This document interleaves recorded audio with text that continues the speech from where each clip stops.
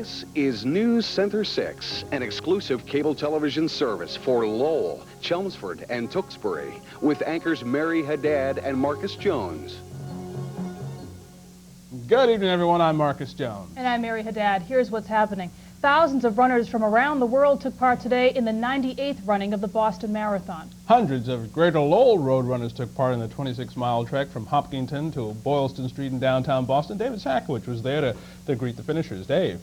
Well, Marcus, after weeks of carbo loading and months of grueling practice runs, thousands of marathoners sweated through 26 miles of torture from Hopkinton to Heartbreak Hill to the finish line in Boston. Today, we followed some area runners from the beginning of their journey here in Lowell to the time they crossed that finish line in Boston.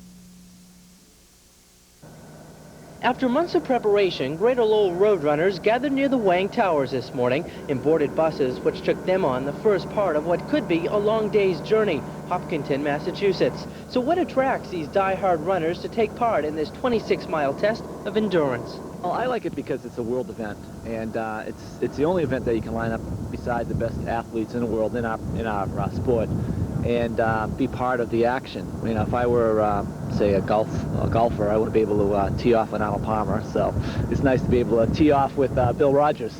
I don't really consider myself a marathoner. I have had a couple of good Boston marathons. I've been in the top 100 a couple of times, but this is the only one I do, and it's just the incredible thing of running through the crowds and, you know, the whole scene. It's nice. The place to be was in Hopkinton at 11:45 when the largest wheelchair field in Boston Marathon history took off. Then at promptly 12 noon, the starter's pistol sounded and the runners were off.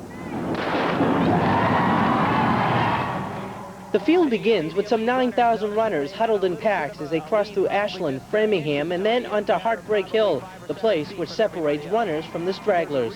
Once the runners cross Heartbreak Hill in Newton, it's 6 miles and counting. It is now nearly 2 hours into today's race, and within minutes, some of the world's top marathoners will cross the finish line here in downtown Boston.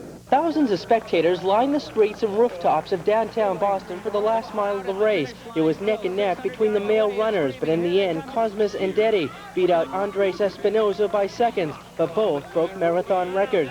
In the women's race, it was Uta Pippig who took home the crown in a new marathon record. Hello. Thank you. Not far behind the winners were two of Greater Lowell's own, John Barber and Phil Riley. It was a wonderful day for running. Like a lot of people, I probably went out faster than I should have, but it felt relaxed. And just speaking for myself, from about 14 on, the quads were talking to me.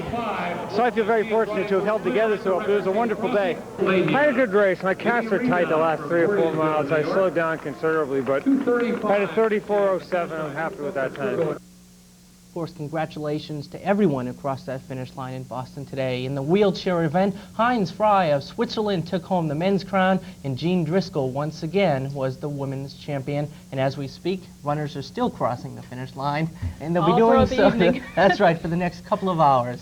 All right, thanks, Dave. Okay. Good for them to finish it all. No. Mary?